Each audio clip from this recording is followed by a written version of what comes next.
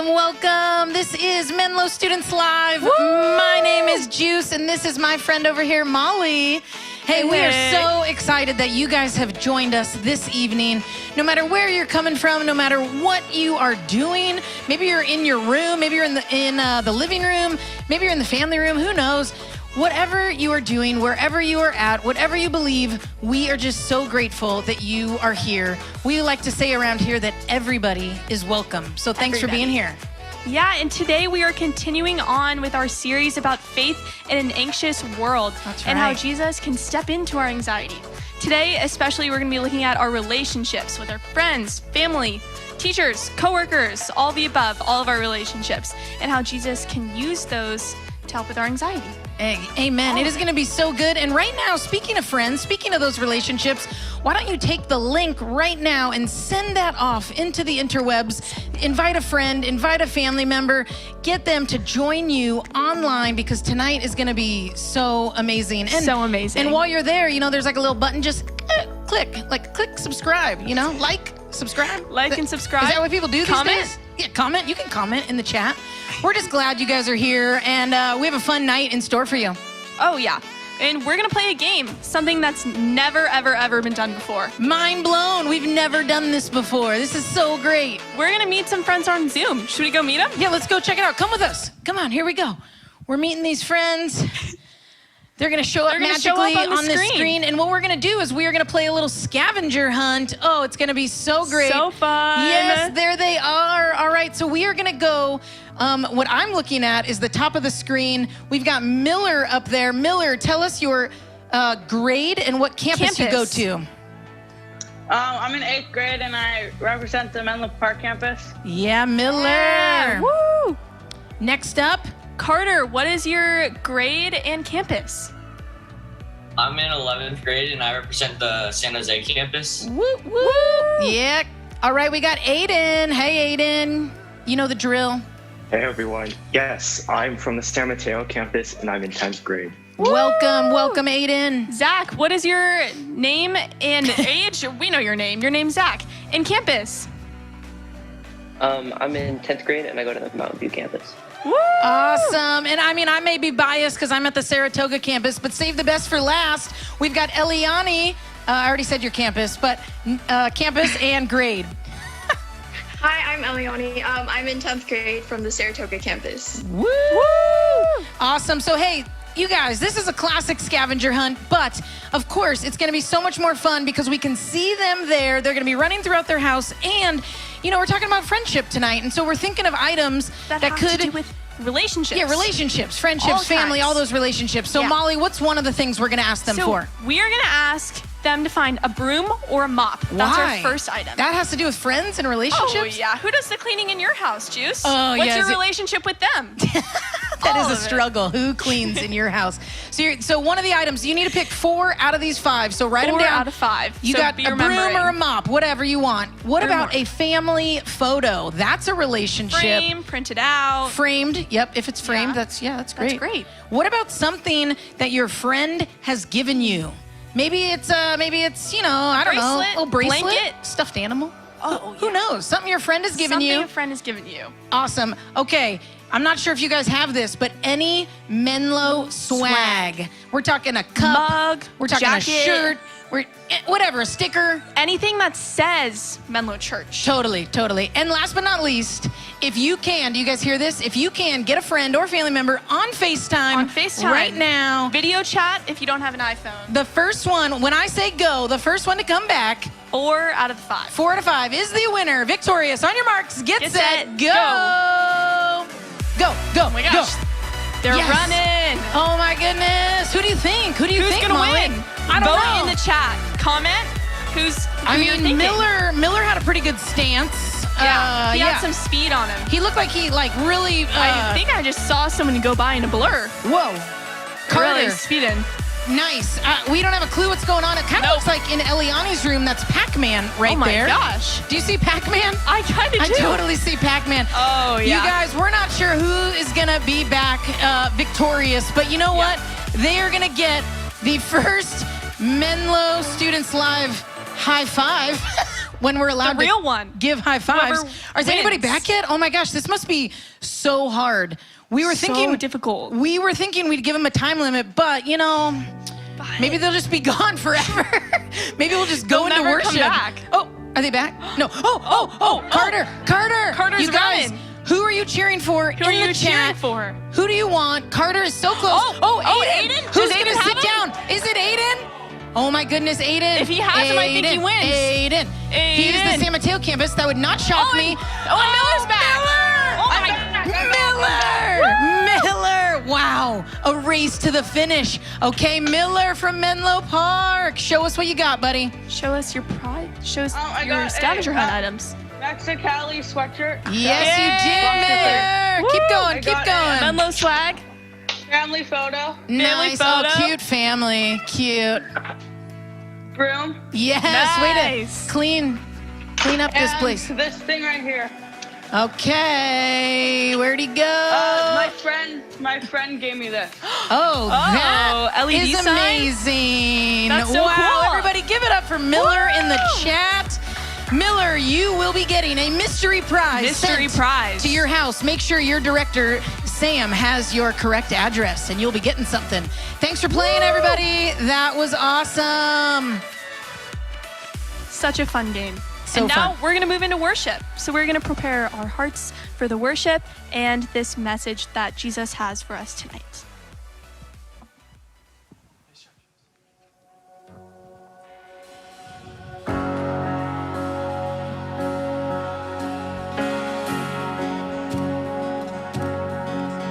Who am I that the highest King would welcome me? I was lost, but He brought me in. Oh, His love for me. Oh, His love for me. Who the Son sets free, oh, is free indeed. I'm a child of God,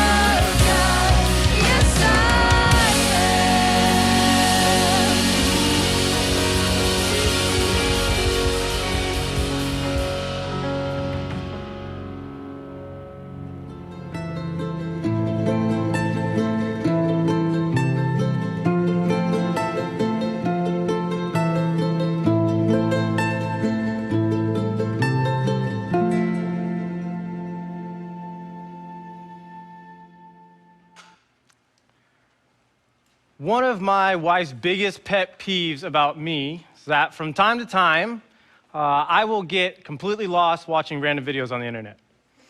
Now, I'm sure she has plenty of other unspoken pet peeves because that's just what happens when you're in a relationship with people. They work your nerves. But this one in particular bothers her because she'll be talking to me, trying to have a conversation, and I will not be paying attention at all because I am somewhere else watching some guy in Vietnam build an underground pool out of only bricks and bamboo. I'm not proud of it, but I'm not ashamed of it either. But every now and then, I watch a video that's actually kind of profound. For example, I was watching a video the other day of a deer that was stuck up to its neck in mud. It was the kind of mud that's like thick, quicksand kind of mud. And so the deer is stuck, and it's starting to panic. It's starting to freak out because it can't get itself out of the mud. And then these crazy guys who were filming it, they're trying to save this deer. They fashion a lasso and try to throw it around the deer's neck and pull it out. They're shoving planks of wood underneath it, trying to prop it out of the mud. But the deer's not having it. The deer is not helping whatsoever. Probably because it's thinking like, these crazy country guys are gonna try to turn me into dinner or something. And so he's ducking and weaving and is just not trying to have any of their help getting out of the mud. And I don't blame him, I would've thought the same thing. But the deer was still stuck.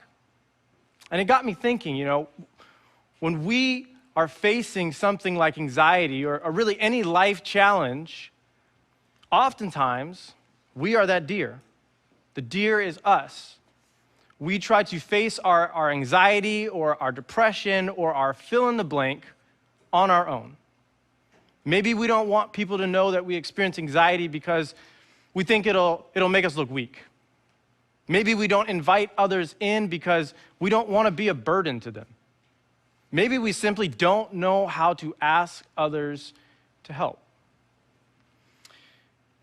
And whatever the reason is, it has caused our homes, our schools, our churches to be filled with people who are experiencing stressful moments, and many of them are trying to go it alone. Is that you?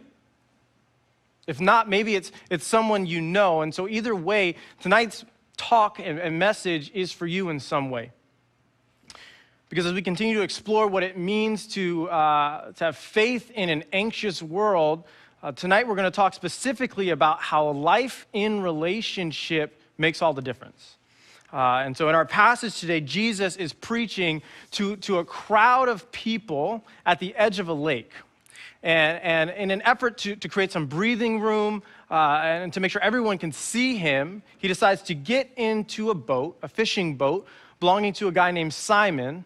And then he preaches the rest of his message that day from the boat out on the water. And then our passage starts in Luke 5, verse 4. It says this: when he had finished speaking, he said to Simon, "Put out into deep water and let down the nets for a catch." Simon answered, "Master, we've worked hard all night and haven't caught anything. But because you say so, I will let down the nets." When they had done so, they caught such a large number of fish that their nets began to break. And so they signaled for their partners in the other boat to come and help them. And they came and filled both boats so full that they began to sink. Now, I want to just pause here and because there's a relational dynamic taking place here that we can all relate to. This is a situation that we have all been in. Trust me, watch this, where someone comes along, don't know nothing about the situation, and then tries to tell you how to handle your business. Y'all ever been in a situation like that before? I know you have, right? Where someone comes along and sees your situation and then tries to give you unsolicited advice. If you don't know what unsolicited advice is, it's when someone gives you advice that you didn't ask for, and you probably didn't want, but you got it anyway, right? I know some folks who have some stories of getting unsolicited advice, and so what I did is I thought it'd be fun to have our good friends Sam and Brian come up here and read some of those stories, do a dramatic reading of some of those stories for you. Check this out. This is unsolicited advice. an old guy at the store walked up to me and said, "Oh, when your baby starts teething, don't give him one of those rubber things. Put a Slim Jim in the freezer and let him chew on that. That way, he'll get the protein." Gotta get the gains. My first time eating sushi, my good friend told me to take that green stuff and spread it all over because it tastes better. Oof. My dad told me when I started driving to not put my blinkers on because it was nobody's business where I was going. That's a good one. My brother once told me to avoid embarrassment by start beatboxing when I fart. Oof. Smooth. Okay. So now we all know what unsolicited advice is. It's unwanted, unasked for advice that people give you. And sometimes it's good, sometimes it's not. And that's happening here in our passage. It's happening here in our passage. Jesus is sitting in Simon's boat, right? Like Simon is doing Jesus a favor. He doesn't even know this Jesus guy. He's not a disciple yet. And then Jesus decides to give Simon, a career fisherman, fishing advice. Like, that's crazy. That's like me telling Steph Curry, giving him advice on how to make more baskets. Or trying to tell some of you how to use Snapchat or how to do Common Core math. I'm not an expert in any of those things. None of you are going to listen to me. Jesus wasn't a fisherman. He was a carpenter turned preacher giving a fisherman advice on how to do his job. Now, I know what you're saying. Isn't Jesus the Son of God? Yes, he knows everything, and so presumably he picked up a thing or two about how to fish. But Simon doesn't know that, right? Simon's probably thinking to himself, man, I was just out all night fishing and I didn't catch anything, right? I've been doing this my whole life. It was cold, it was dark, it was frustrating. It has not been a very good day for me. Why is this man, who's probably not caught a fish in his life, trying to tell me how to do my job? I do this every day. But much like the deer that was stuck in the mud and couldn't get out on its own, Peter, though he was a career fisherman, hadn't caught any fish. And so with a big sigh, he says, okay, I'll try it. I'll take your advice. And guess what? He makes the greatest fishing haul of his entire life. There's so many fish wiggling around in those nets that he got to call backup. He calls his business partners, James, John, come over here. Help me get these fish into this boat. And it's amazing. Fish sticks for everyone. But what does this have to do with anxiety? Well, sometimes we as humans assume that we got it, that we have everything under control. And even if we don't, we have our own way of dealing with it. We don't need anyone else's advice on how to handle our problems. Simon was a fisherman. He had spent his whole life catching fish, him and his brother. And they learned it from their father. This was a family tradition. They had a lifetime's worth of tips and tricks and tools for how to catch fish. And that's all fine and dandy, except the fact that on this particular day, he hadn't caught any fish. In the same way, if you experience anxiety, chances are today is not the first day you've dealt with this. This is not new to you. You're not a newbie. And my guess is that some of you have been wrestling with anxiety for years, and you've learned a little bit about how to manage that anxiety. For you, you may say, my family, the way that we deal with anxiety is we go for a walk, or we bake a pie, or we go to therapy, or we just don't talk about it at all. Whatever it is, you have your methods, and they work for you. And that's great. Except sometimes they don't. Sometimes your methods for managing and dealing with and facing anxiety don't work. Sometimes you spend all night in the boat and you don't catch any fish. Does that mean you have bad methods? Not necessarily. It just might mean that you need to be willing to hear somebody out and try something different. Jesus entered into Simon's situation and was telling him to do something different. He said, cast your nets in the deep water in the middle of the day. And for Peter, who would spend his entire life going out at night, casting his nets in the shallow water near shore, Jesus' advice, his suggestion, seems strange and backwards. Kind of like that unsolicited advice that we listened to earlier. It's like, this doesn't make any sense. Why would anybody do this? But it worked. It worked. That dude caught crazy amounts of fish, more than he ever had in his entire life, because he was in relationship with Jesus. Because he had allowed someone in. Because he was in relationship with Jesus, he was able to overcome his fishlessness problem. It was by allowing someone else in and receiving that advice, unsolicited as it may have been, receiving the help, receiving the partnership that Simon was able to catch all of those fish. And I hope you're making the connection. I hope you're understanding what I'm saying. If you are someone who experiences anxiety, you may have had moments where you felt alone in that. Shoot, you may have had moments where you chose to be alone in that. But here's the simple and real and honest truth is that none of us are better alone. None of us are better alone, whether we chose it by choice or not. We were made by design, on purpose, to be in relationship, to experience joy in relationship, to experience pain in relationship, to struggle in relationship, to overcome in relationship. And so the simple takeaway today, it's not something complex or profound. It's just that if you are one of the millions of people on this planet who experience anxiety, be in relationship with people. That's the takeaway for today.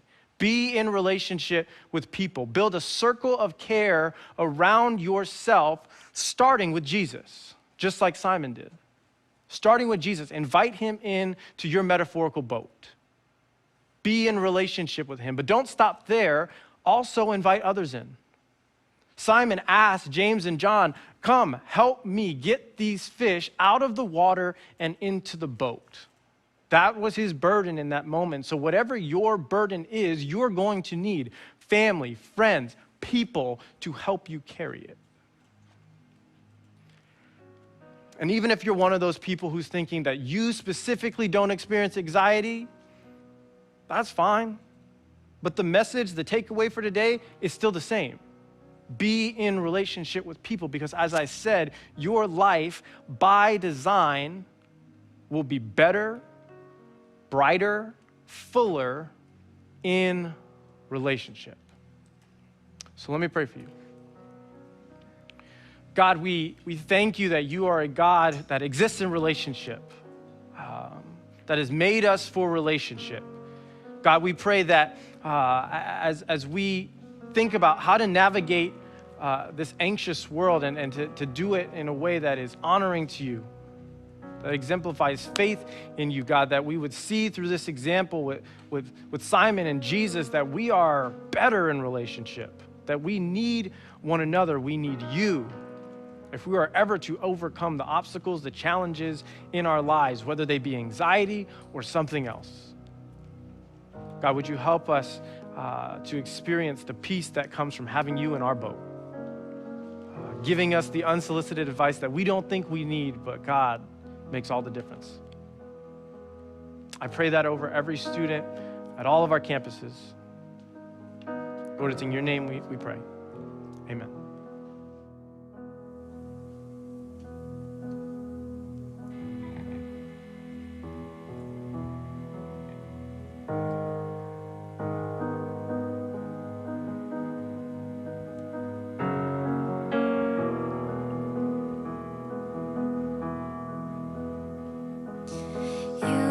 Stay true, even when the lies come.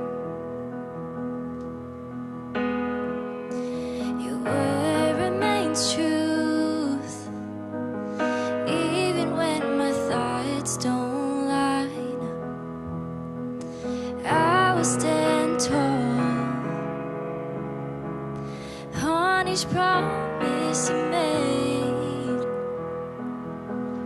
Let the rest fade away. There's a peace far beyond all understanding. May it ever set my heart at ease. Tear anxiety come, I remember that peace is a promise You keep. Peace is a promise You keep.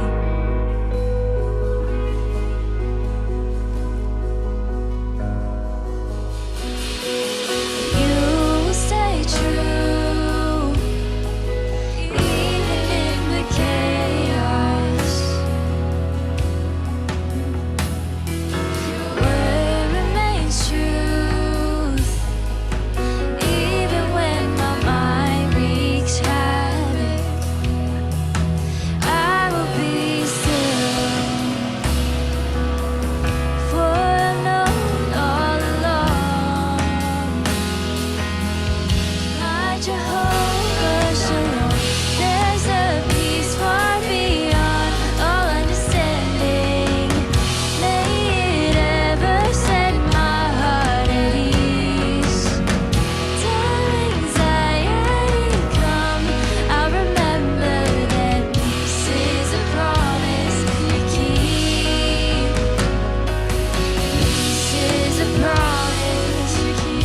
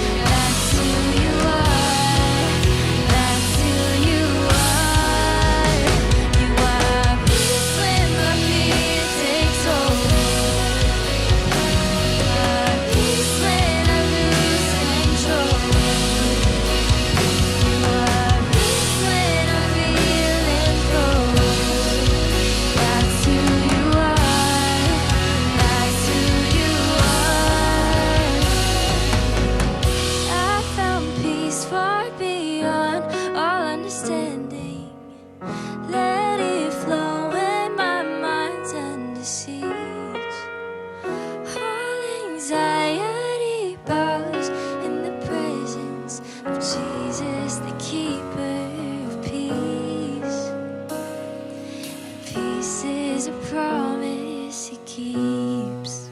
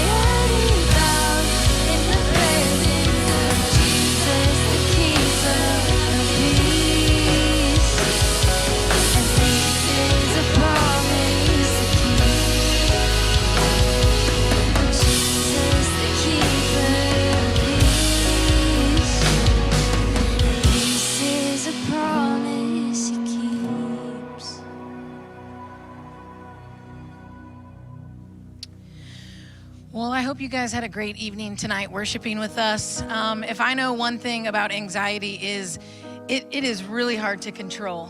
And so that is why we talk about having people in your corner, talking about Jesus being on your team, and talking about having friends or family that you can talk to.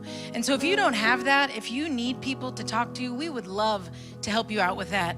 We do life groups at every campus. And Molly has been a part of a life group. Oh yeah, I've loved having a life group, and I would really love it if all of you could have that same experience that I had. Yeah, those people are there to support you and to pick you up. And so right now in the chat, if you don't have a life group, please put your name in there or reach out. There's a new person link, and you can get connected that way. But before we head off, we started this really cool thing last week, and I've been enjoying it, the daily replay. I'm not sure, Molly, if you've tried it out yet. No pressure. Yeah. But if you haven't tried it out yet, do it this week. And all it is 5 quick, easy things that kind of get your mind focused on God and centered. And so the first step is actually just being aware of God's presence. However you need to do that, if you need to find a quiet place, if you need to light a candle, whatever you need to do, become aware of God's presence. Oh yeah, for sure. And then the second step is to review the day with gratitude. So go over all the things that happened that day and all the things that you were thankful for that happened or just that you experienced. Yeah, and third thing is check out your emotions. What were you feeling throughout the day? Were you angry? Were you anxious? Were you joyful? No judgment, just what were those feelings? Maybe journal them out, and that will help you experience just where God met you in those emotions. Oh, for sure. And the last thing is forgive and ask for forgiveness. So many things happen to our day. Maybe you got a little too much unsolicited advice. Just forgive, and maybe you gave some unsolicited advice. Ask for forgiveness for that. Yeah, totally. Oh, yeah. That was so good. And last but not least, all you need to do is look towards tomorrow. So you're just going to ask God, hey, God, I want to meet with you again tomorrow. Show up tomorrow for me, and he'll meet you there. And so you guys, I know we were talking about unsolicited advice. That is actually really good advice. Do those 5 things each night. It won't take very long. And it's just a way to center you on God. So we're excited. If you're heading off to life groups, you know where to go. Yeah, and we'll see you guys next week. Yeah, totally. See you next week. Have a great night.